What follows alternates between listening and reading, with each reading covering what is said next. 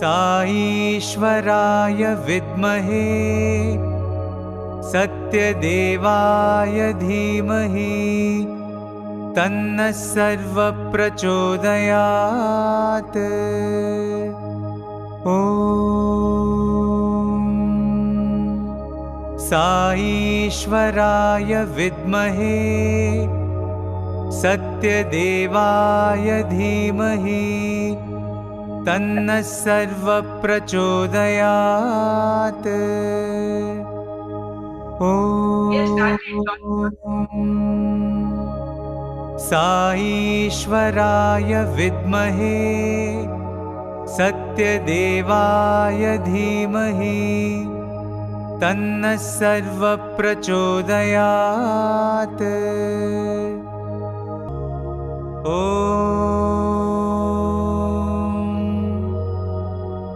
शान्ति शान्ति शान्तिः।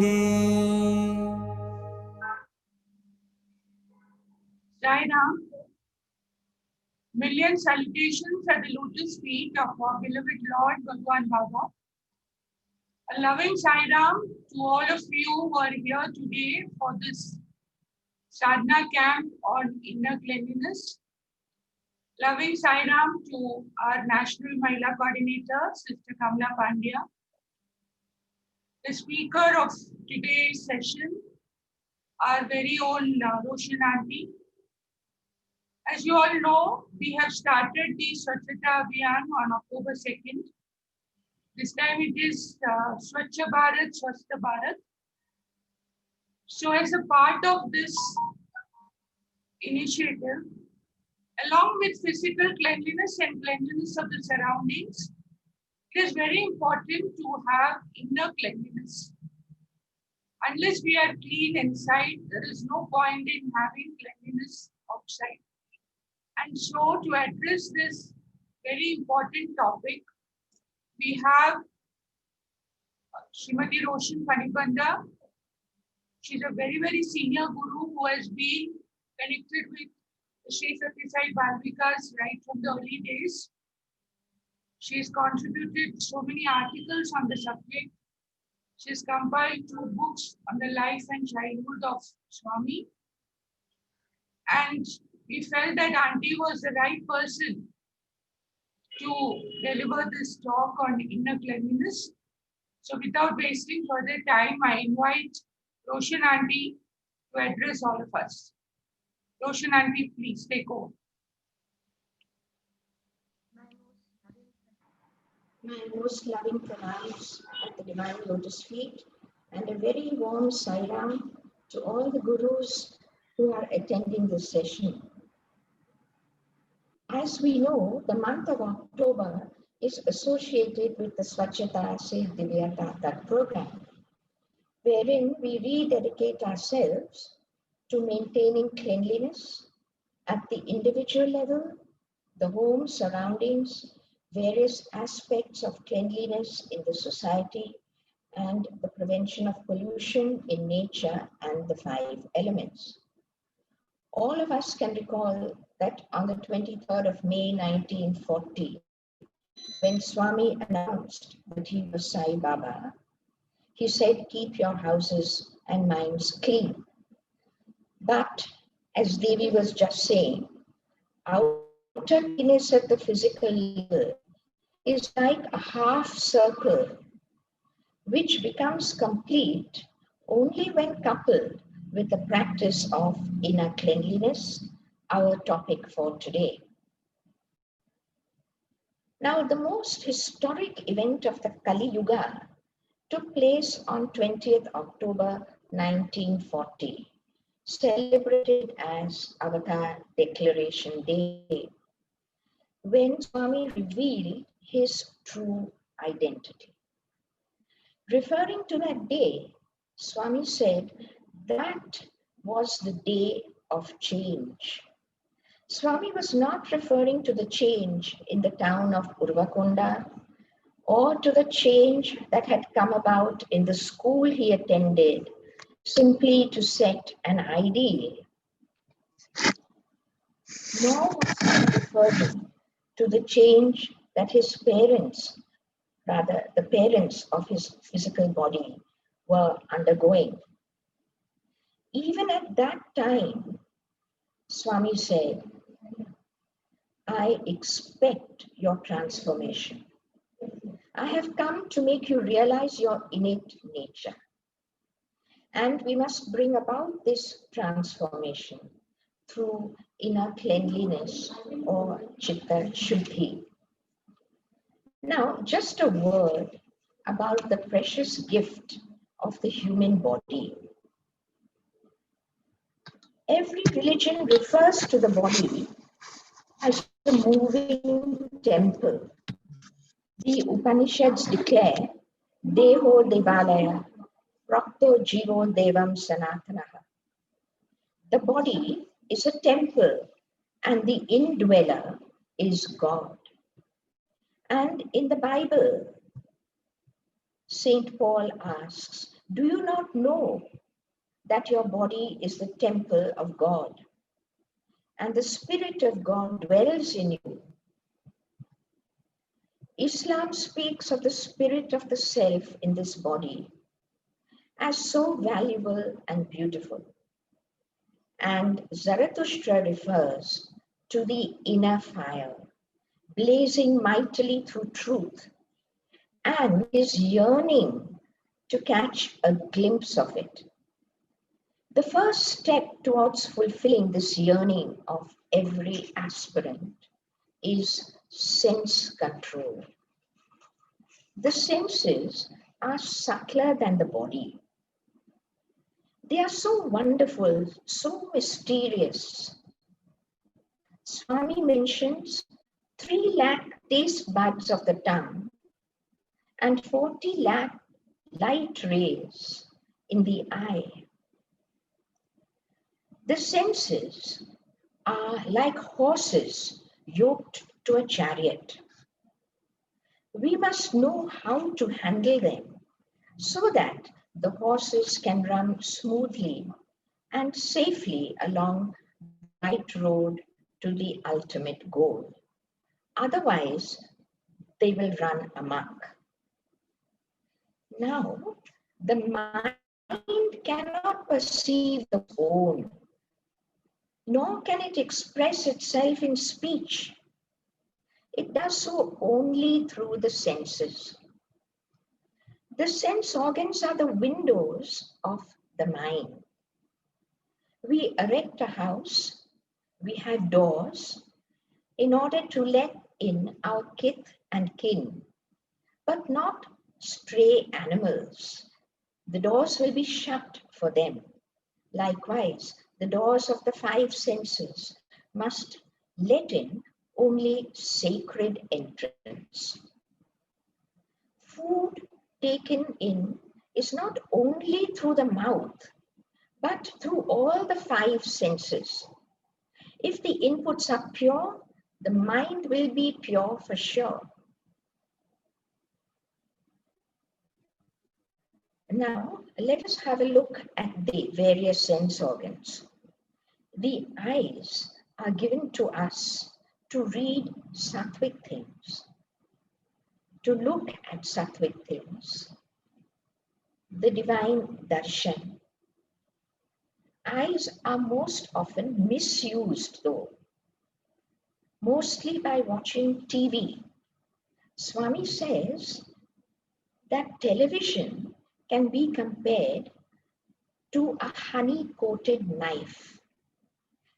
We keep enjoying the honey without realizing the danger that is just beneath it.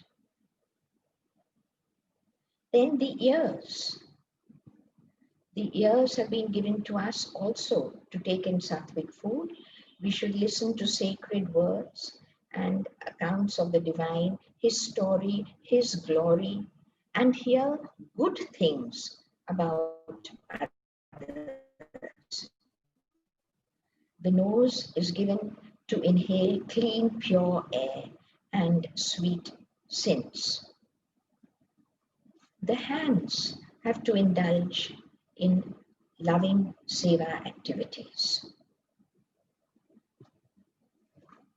Now, the tongue, the most important among the sense organs is the tongue, because of its dual role, eat raw, wholesome food which promotes health, and to speak softly, sweetly, and truthfully. Swami says, from limited talk, we can derive unlimited bliss. And if we can control the tongue, we can control all the other sense organs. In fact, if we can control the tongue, inner cleanliness and the journey towards the self will be quicker. Now, Swami tells us about 4 lapses of the tongue: carrying tales to others, too much talk, criticizing with the tongue, and speaking untruth. All these deprive the mind of peace. Now, while one must always speak the truth, in a difficult situation, one can use a little knack yoga. Swami has coined the term knack yoga, and speak neither truth nor untruth. If we can't speak truth, we can keep silent. Now, there was once a sage who came up with his own method of knack yoga. He had made a vow to stick to truth and non-violence. While engaged in tapas, a deer ran past him and hid in the thick bushes nearby. Very soon, a hunter came running and he asked the sage, which direction did the deer go in? Now, the sage was in a fix, because if he revealed the truth, he would injure the deer. And if he, which would be violence. And otherwise, he would be telling a lie and not sticking to truth. His was to inform the hunter that what the eye had seen, the eye is not going to be able to reveal through speech. And what is revealed by the tongue through speech has not been seen by the tongue. I'm sorry, by the eye.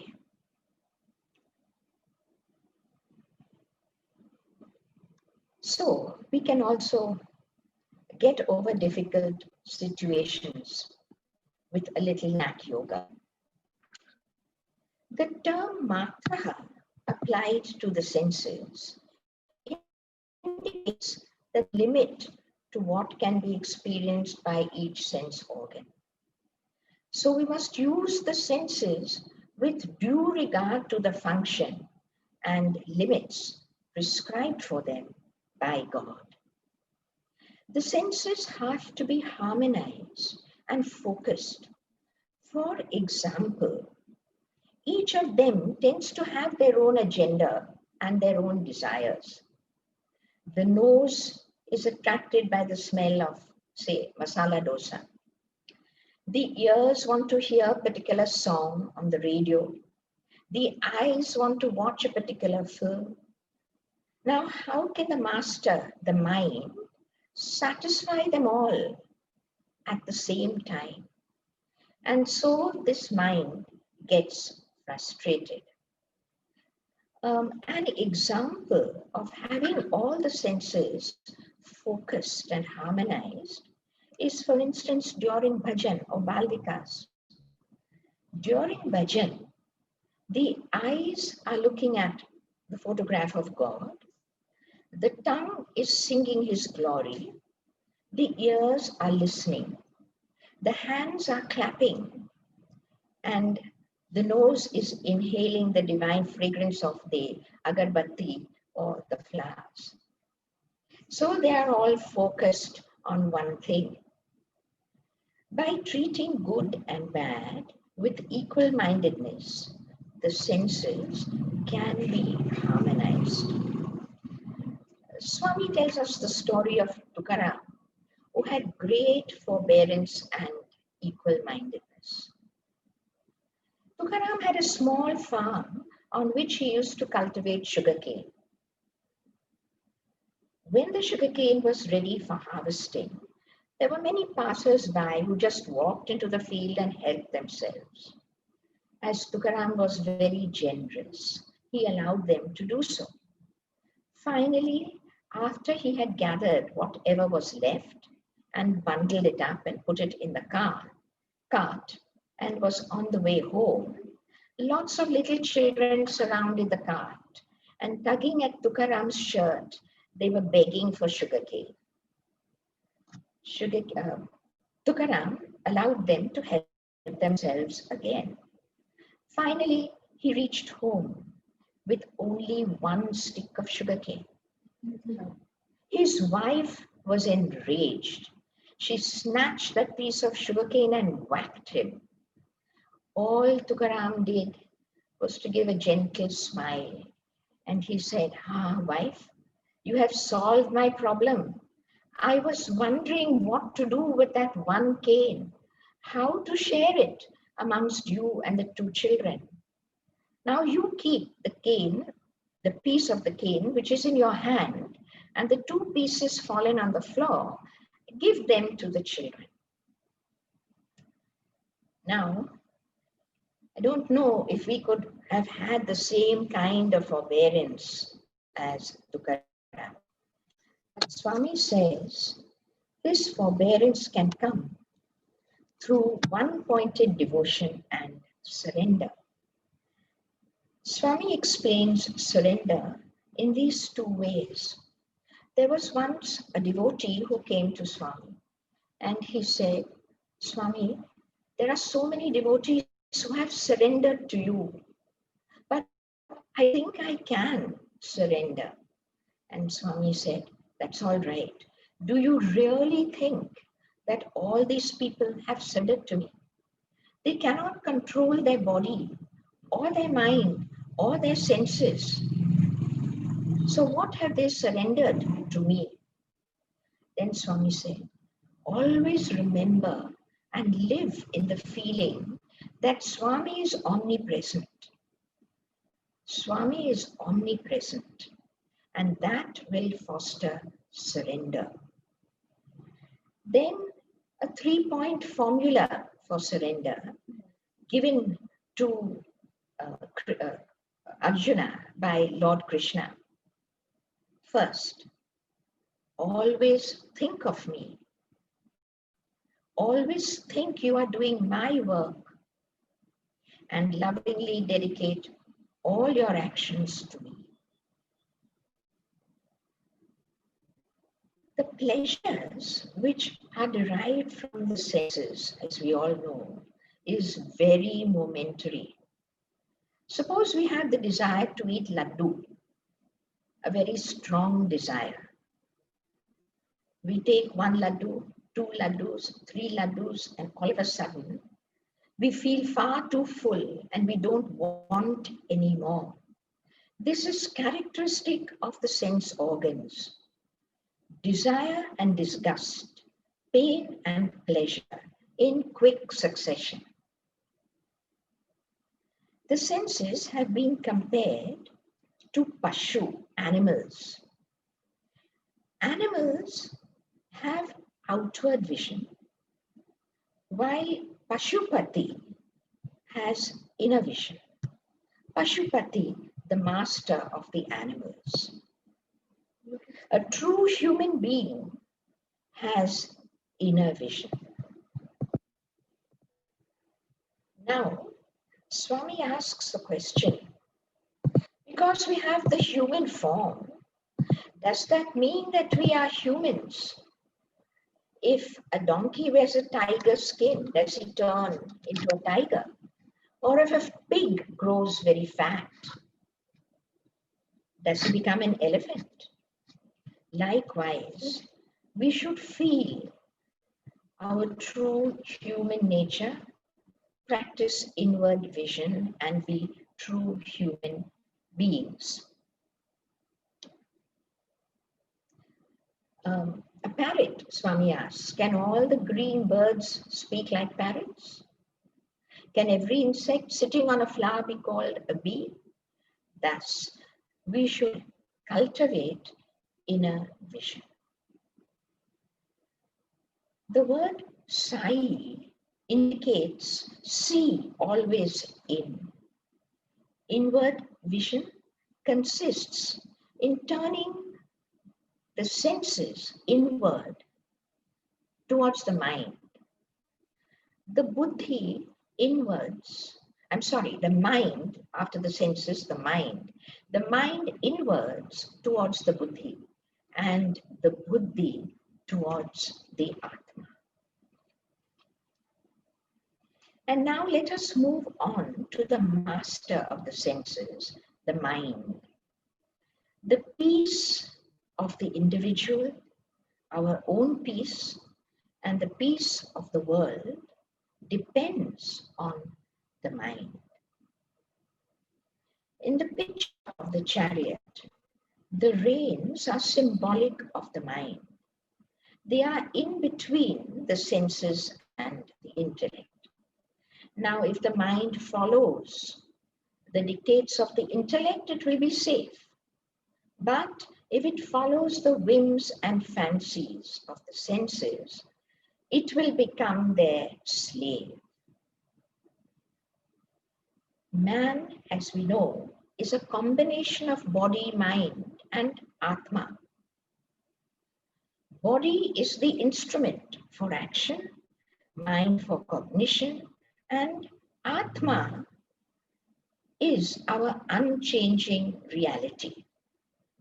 Thus, these three, knowing, being, and doing, are three aspects of the human personality. It should be doing, knowing, and being. Now, their harmonization and unification help man to raise himself from the human aspect to the divine level.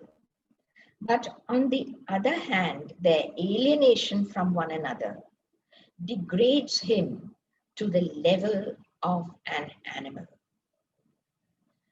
The mind is only a bundle of thoughts, desires.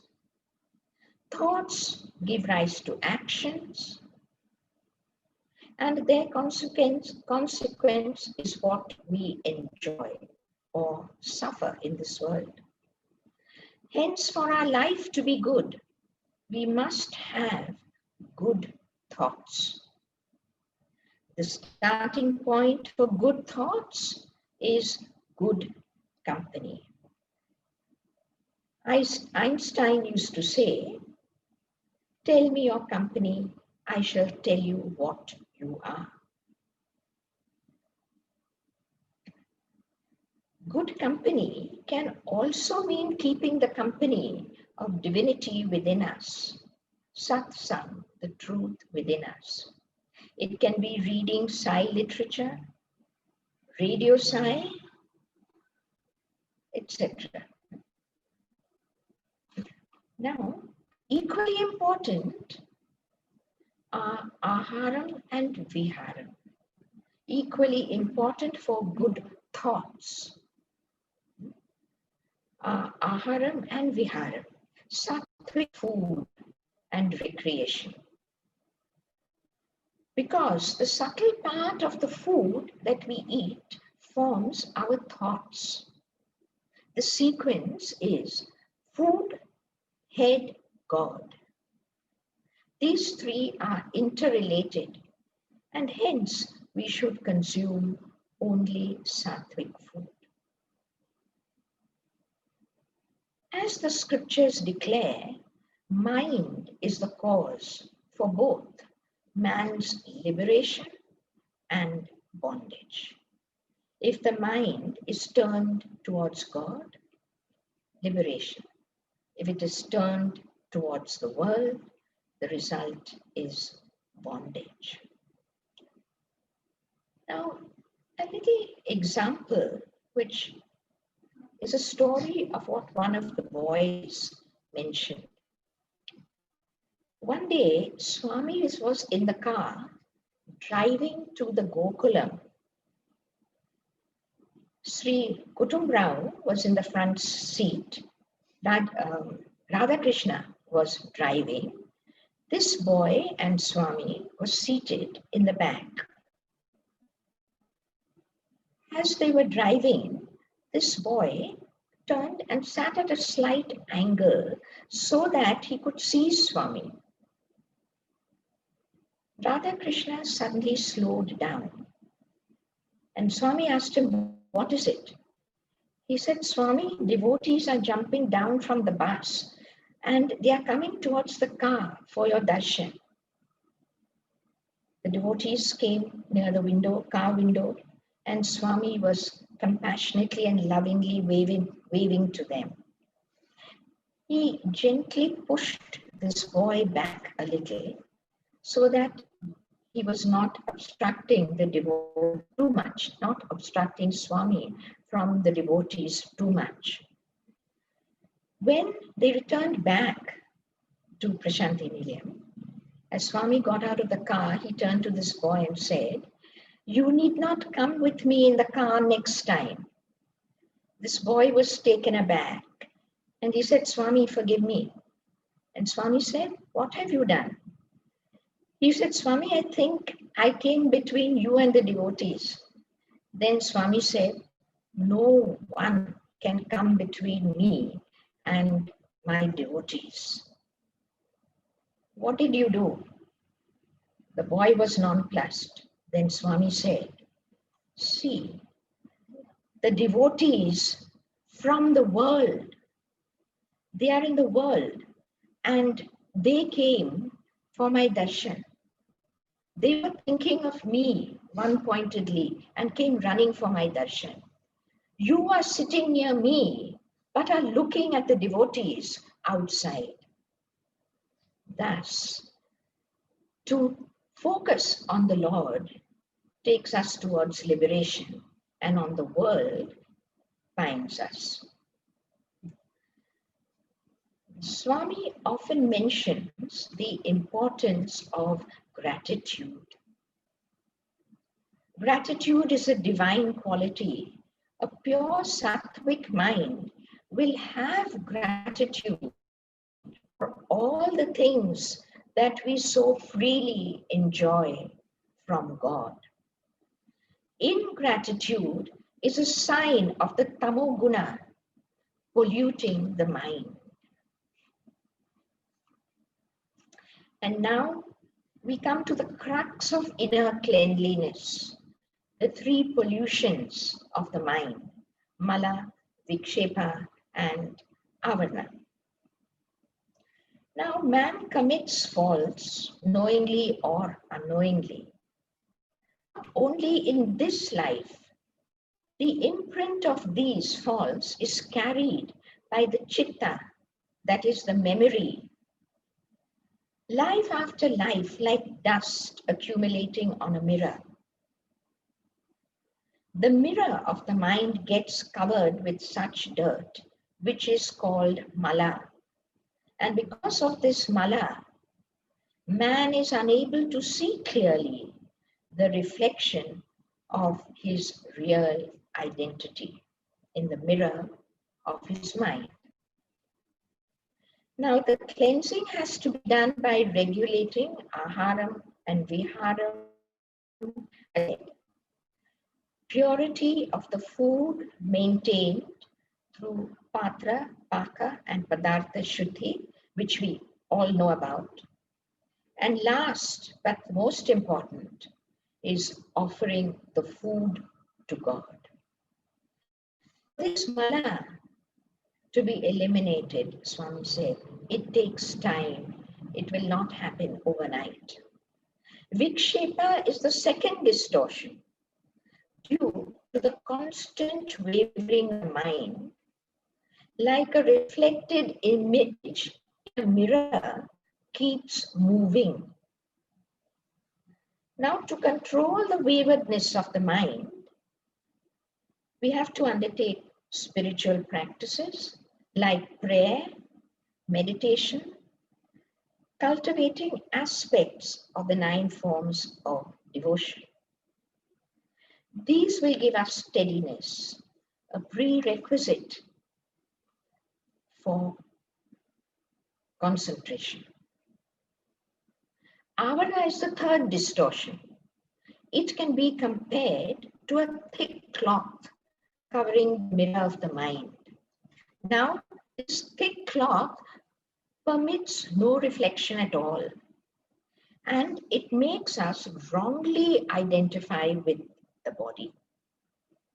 This cloth is the cloth of the 6 internal enemies and is woven with the warp and woof of ahamkara and mamakara, I and mine.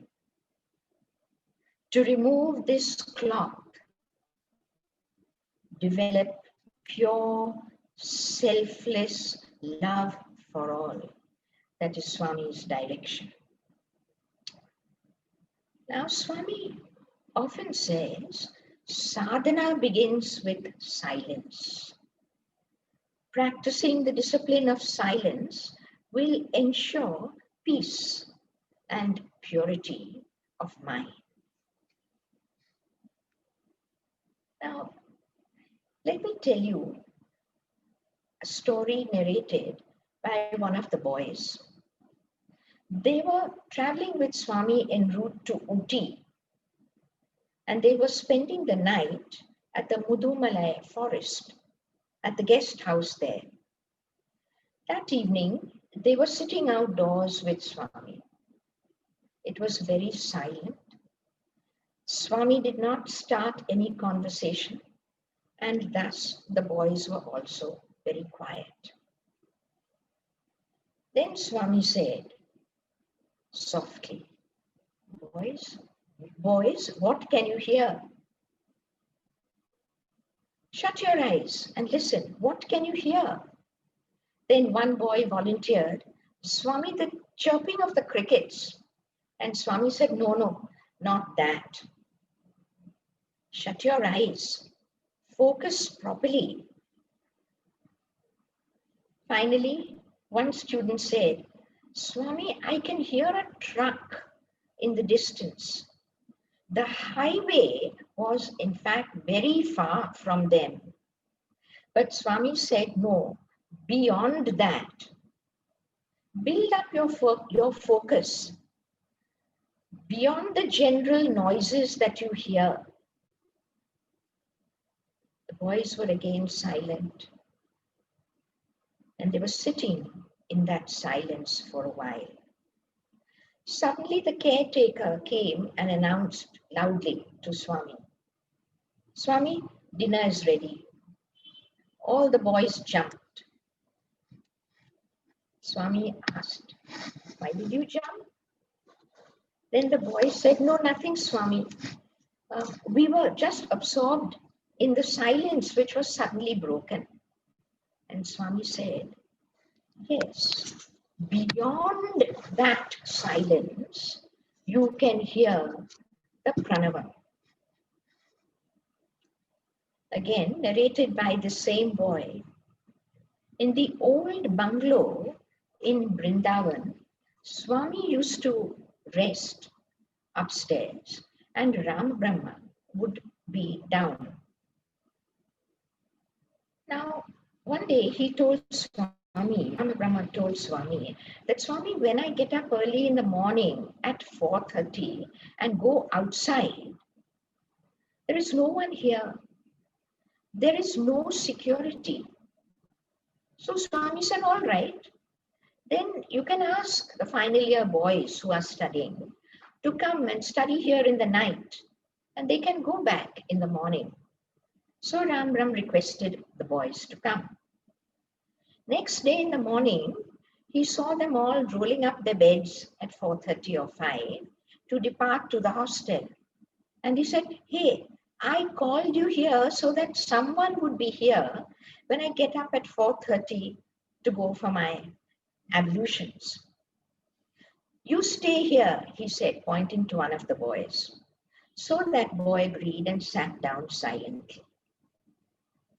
After some time, that boy heard some kind of a soft, very, very soft sound. And he imagined, he wondered, are they footsteps? The next day, the same thing transpired. And so he decided to speak to Ram Brahma about it. So he went in search of him, and there he finds Ram Brahma in the safe room. His hands are folded, his eyes are shut, and he's deeply listening to something, or so it appeared. When he saw this boy, he said, "Shh, come, sit down over here." And before the boy could even say it, he said, "Can you hear footsteps?" "Those are Swami's footsteps." The boy sat down and they both listened together. Now, it was a strange thing because the floor of Swami's room was carpeted, and Swami's footsteps are so light and they hardly touch the ground. We know that. They hardly used to touch the ground. They used to have this experience daily. They would get together and they would listen. One day, the topic turned to morning walks with Swami and the boys. The topic turned to that. And Swami said, "Oh, all of you go for morning walks, but I cannot go. I just walk in my room." Then Ram smiled and Swami asked, "What are you smiling for?" And he said, No, Swami, sometimes we hear those footsteps." And Swami said, No, you cannot hear those footsteps. He said, "Yes, Swami, I have. This boy also heard them." Then Swami turned to the boy and said, "Did you hear?" And the boy, "Swami, absolute silence. When it is absolutely quiet, I have heard." Then Swami said, "Yes, it is only in absolute silence that one can hear the footsteps of God." In fact, Swami was so insistent on silence. He never liked noise. He would always say, when you close the door, close it softly. When you put down a glass, put it down softly. And things like that. He would show what he wanted by example. Now, in life's journey, the intellect, the buddhi, is of supreme importance. However efficient the body, senses, and mind may be, they serve no purpose in the absence of the charioteer. Another name for buddhi is antarvani, the inner voice. When problems arise, it is our inner voice. When we follow the dictates of our conscience, we will have satisfaction and we will be led to our true destination. Now, buddhi should not be confused with medha. Medha is worldly talent. Worldly talent and cleverness, intelligence, but without self-knowledge. Sometimes we tend to say, "Oh, this boy is the most clever, the most intelligent in class." That is not true intelligence or buddhi. That is only medha. intelligence or cleverness without self-knowledge. Buddhi, on the other hand, is concerned with the subtle realm of the inner world.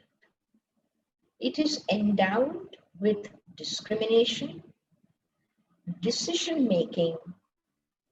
It has deep insight and impartial judgment. Now, Buddhi, Swami explains, is very close to the Atma and is well located to receive 90% of the Atmic energy and illumination, which we would receive if the senses and mind are rid of impurities. The mind derives its power from the buddhi, the senses from the mind, and the body from the senses.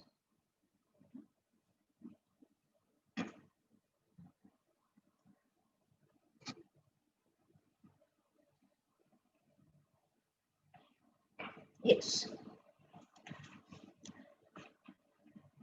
Now,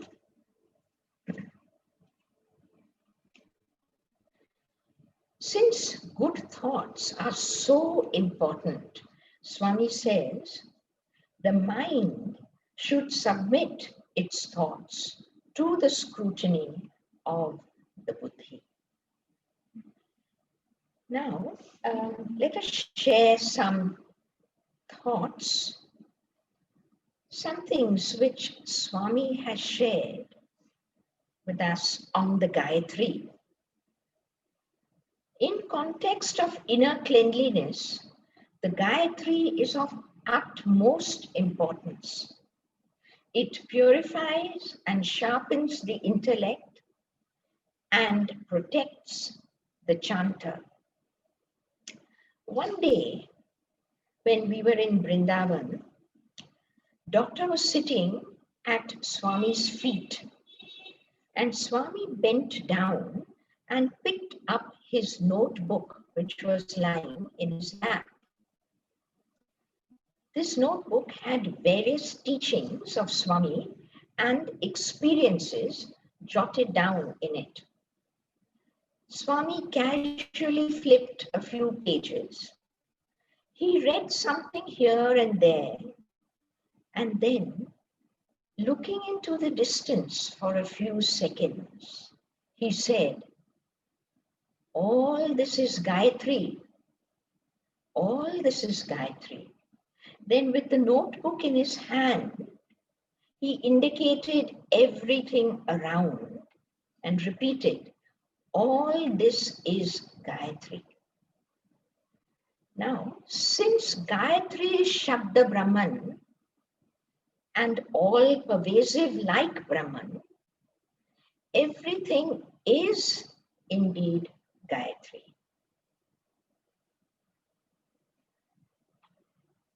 One day, Swami said to us, Gayatri cuts the cows. Cows, referring to cows, is the same as referring to the sense organs. Gayatri, being the presiding deity of the senses, cuts their waywardness, so to speak, and helps to control the senses. Swami explained some aspects of the senses in this beautiful example. He said, one day, Radha pleaded with Krishna, "Take my senses, Krishna. Take my cows and keep them under your protection. Please, Krishna." By requesting Krishna to look after the senses, Swami said she was surrendering to Krishna her ability to use the senses independently. She prayed Krishna, "Oh, take them. I will give you the food relished by the cows also. Take this also, Krishna. By food, she meant her ego and attachment. That is what the senses relish and thrive on. If man's senses are not under control, his ego and attachment are responsible. For this drama enacted by Radha and Krishna, Krishna was using Radha as an instrument to tell people about this aspect of the senses.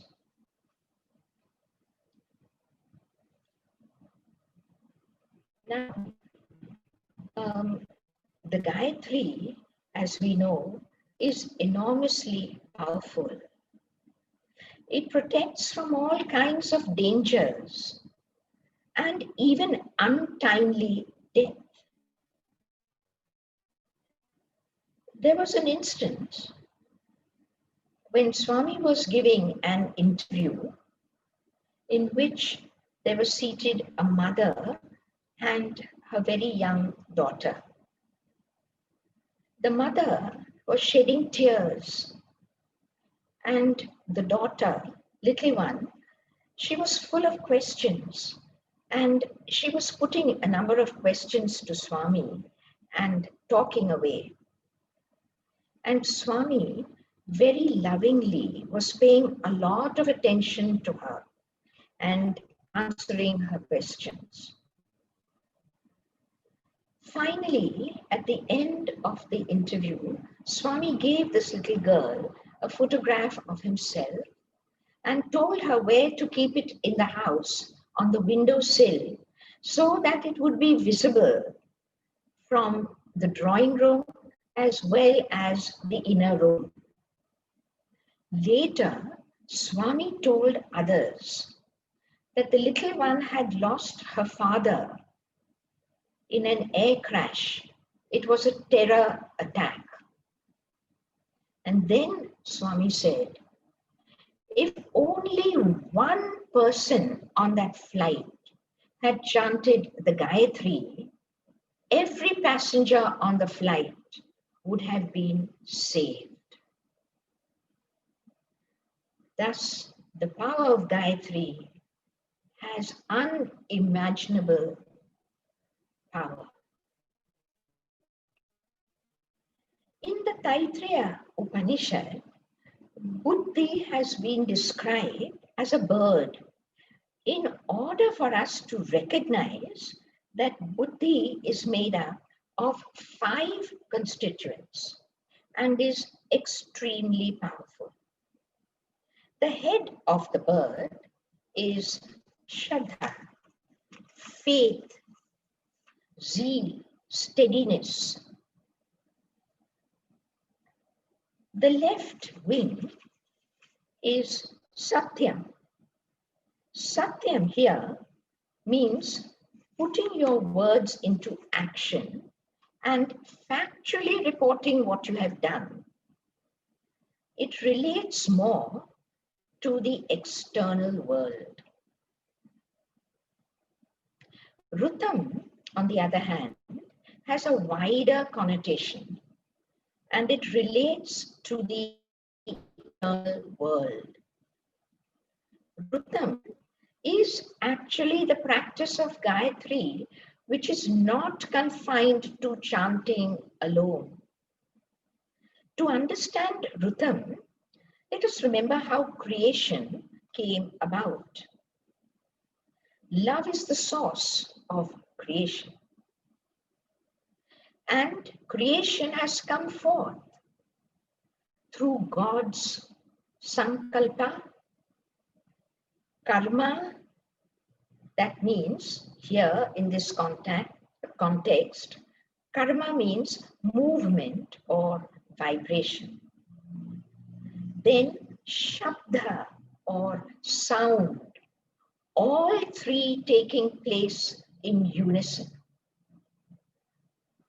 Here we see the aspect of unity of thought, word, and deed, which is not only a fundamental aspect of Gayatri, but the fundamental nature of man himself. The tail of the bird is yoga, that is control, not exercises, but control of the senses and the mind. This tail is needed, this control is needed to maintain the balance between the two wings of Satyam and Rutam. The body is the Mahatattvam, the great divine principle, signifying the realization of the Mahavakya Tat Tvam Asi, the realization of oneself as Sat Chit Ananda. Off and on, the buddhi tends to be covered by ahamkar. Ahamkar is extremely subtle. We know the antakarna, manas, chitta, buddhi, ahamkar. Ahamkar is even more subtle than buddhi. And that is why it easily permeates all our actions. And this is why we are unable to transcend it, unable to transcend ahamkar and experience the Atma. To get rid of ahamkar, Swami says, when you feel it, when you feel this ego sense arising, sit silently in a corner. Observe your breathing. Listen to it. So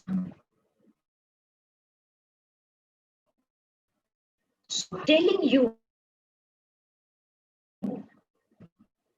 this is the message of your inner voice.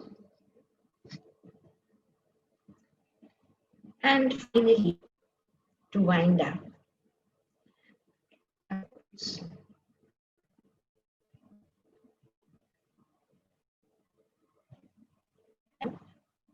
let us listen to Swami's message for inner cleanliness. He says, Prema, universal love, is essential for your endeavor. The Lord is the embodiment of love. Therefore, through love, seek to know true self with the help of the buddhi and purify your mind. This is what I expect from you. Sai Ram, and thank you all for listening so patiently. Jai Sai Ram.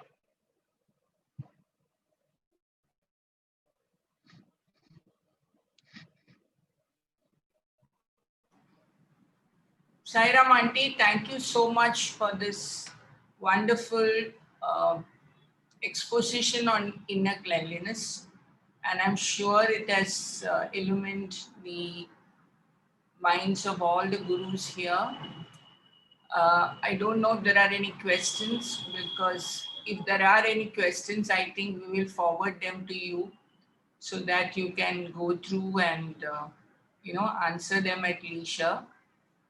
Because we had not told them to put it in the chat box. So we'll find out the answer. If there are any questions, we will surely forward them to you, Auntie, because in case.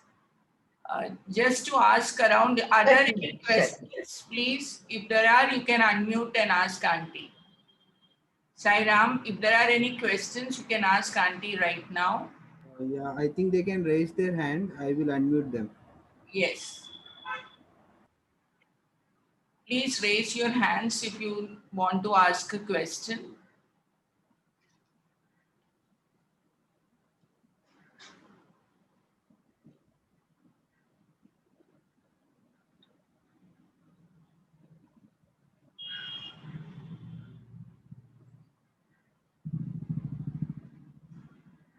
Is anybody there, Naveen? No, actually I opened for everyone also. Everybody can unmute themselves now. If Okay. anybody wants to ask, they can unmute and ask also. Okay. It's okay. We'll forward the questions, Auntie, if there is anything. So I once again thank you, Auntie, for this sharing your thoughts with us. And Auntie looks after the Balvikas of Fort Colaba Samiti, and she's been ardently supporting the cause of Balvikas. And I once again thank her. Sai Ram to everyone. Thank you. Sairam, thank you for this opportunity. Sai Ram. Naveen. Yes, Auntie.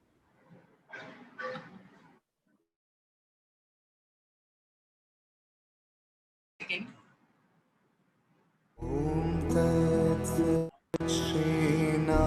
Shrinarayan तु पुरुषोत्तम गुरुदू सिद्धबुद्ध तु स्कन्दविनायक सविता पावक तु सविता पावक तु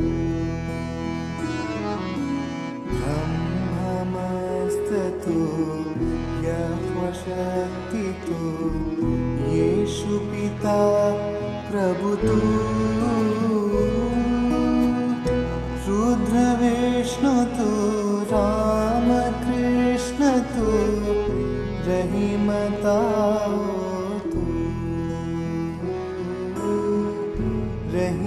रहिमतावतु वासुदेव गोविष्णुरूपतु चिदानन्द हरितु अद्वितीयतु अकालनिर्भय आत्मलिङ्ग शिवतु आत्मलिङ्ग शिवतु आत्मलिङ्ग शिवतु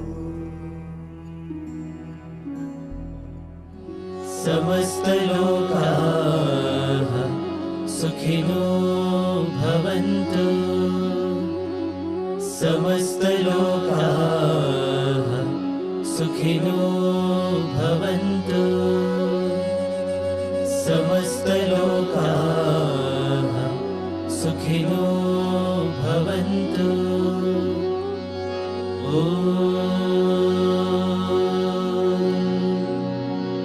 शान्ति शान्ति शान्तिः जय बोलो भगवान श्री सत्य साई बाबा जी की जय।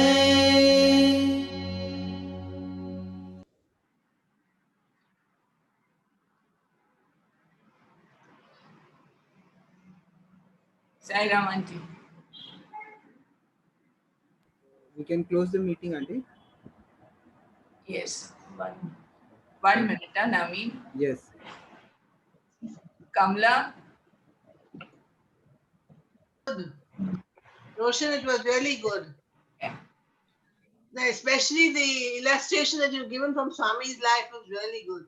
They make more meaning to us. Really good. Good. Sairam. Sai Ram. Okay, Naveen. Yeah. Yes, Auntie. I think, I don't know, it can't be heard. You should say loud Sairam. Sai Ram. Sai Ram.